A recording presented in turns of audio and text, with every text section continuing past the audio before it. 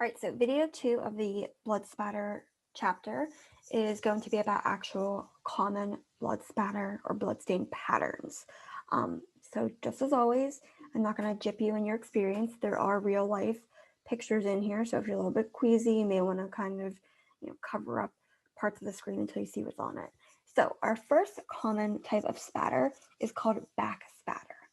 Back spatter is where blood is directed back to the source it came from. So if you have someone shooting a gun, the gun is the source, it impacts and it pushes back towards the energy. Same thing with beatings and things like that. This is how a lot of times suspects will get victims' blood on them. So various examples, so you can match it to a picture or to the actual definitions. Like I said, the hands of a suspect who inflicted harm will most likely have, clothing of that person will most likely have the blood of the victim on them. And that's why a lot of times criminals don't get away with things, because blood droplets can be very, very tiny. Even if you wash something, there's a way to see the blood. The next spatter pattern is called cast off. Cast off is when blood is thrown from an object that is in motion. Usually it's the weapon that's being in motion, unless you have a victim or suspect really flailing around. So a lot of times cast off is seen high up on the walls and ceilings because most people do an overhead motion when striking.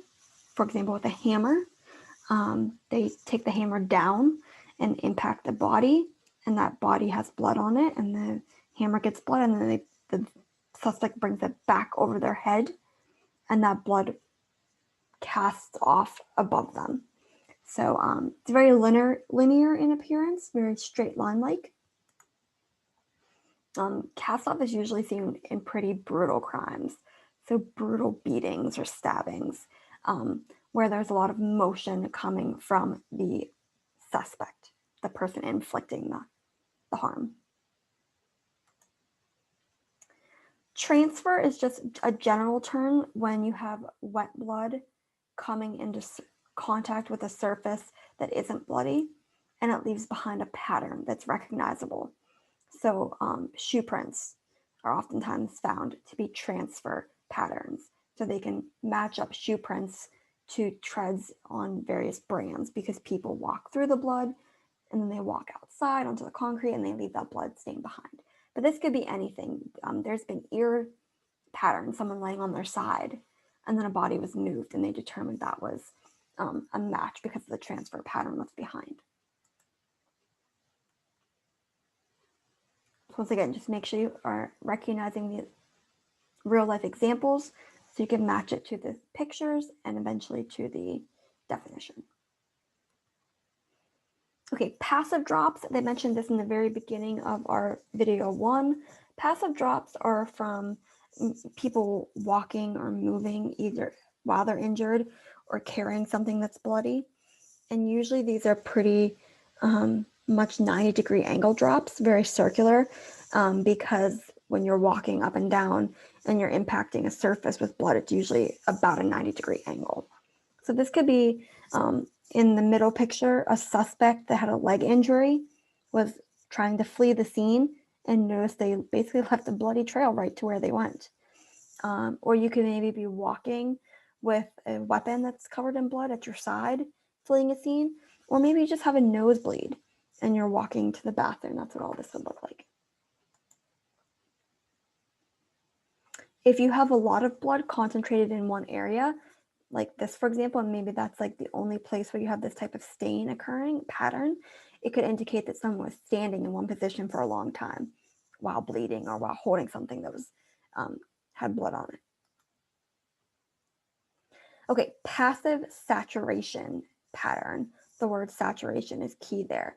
So this is when you have an accumulation of blood in an absorbent material, and therefore it saturates the material. So this could be any type of fabric or clothing. This person clearly was killed while in bed. You can see the spatter around them. Obviously their head was in this area and they bled out. The spatter satellites around them. So there's no way someone could say that this person was not killed in bed because of that saturation.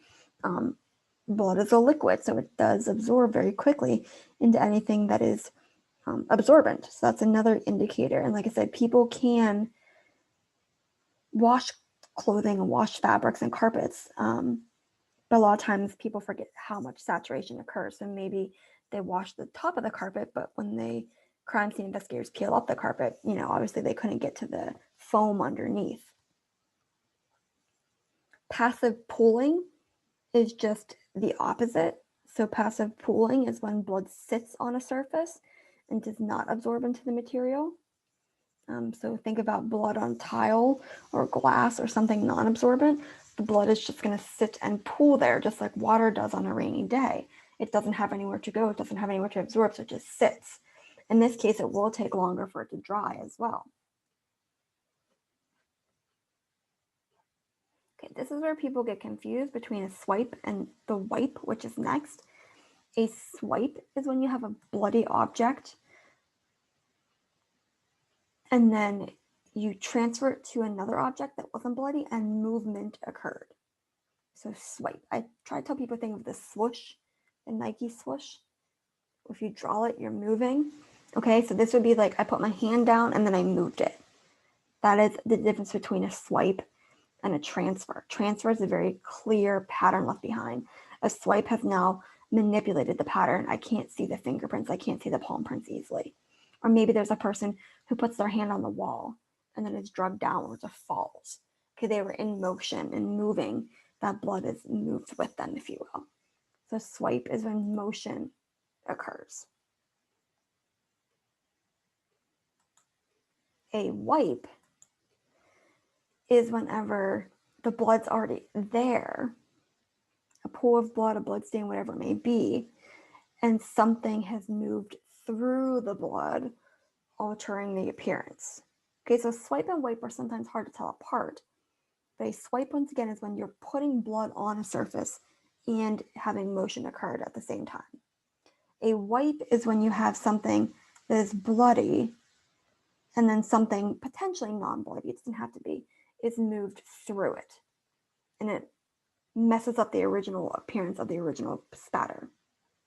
So for example, this woman was brutally beat and stabbed, and it was a struggle. And there's lots of blood on the sidewalk. Okay, that's the initial pattern. Then the culprit, the suspect, walked through this. That makes it a wipe. Think about wiping it away.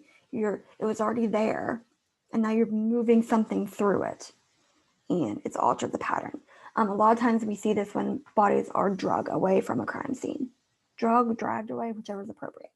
Okay, so you have a pattern, and then you drag the body through it. It was already there, the blood was there, and now you're wiping it. Swipe versus wipe. Confusing, but if you think of it in that case, I think it's the best example I can give you.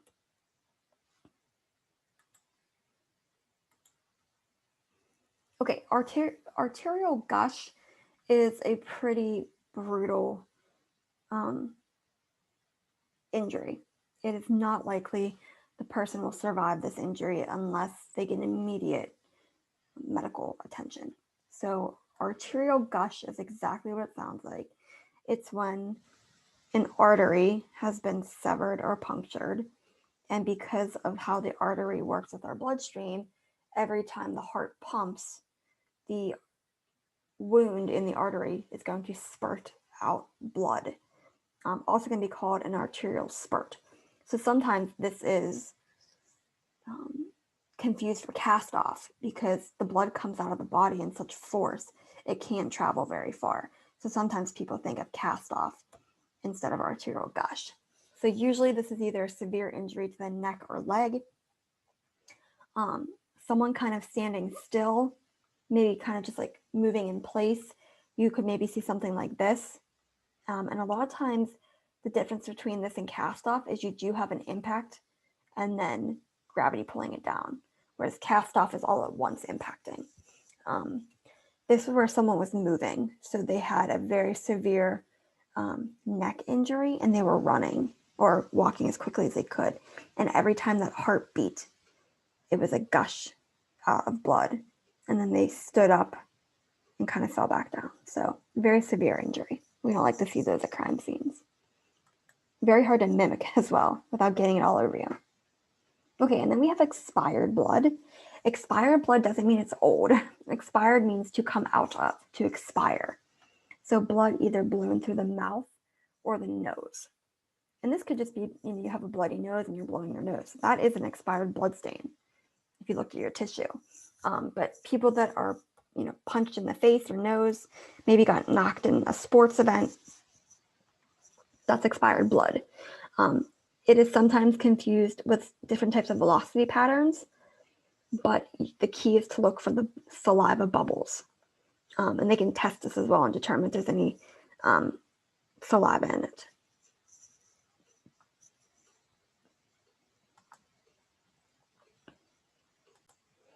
Okay, then our last common spatter pattern is called shadowing or voiding.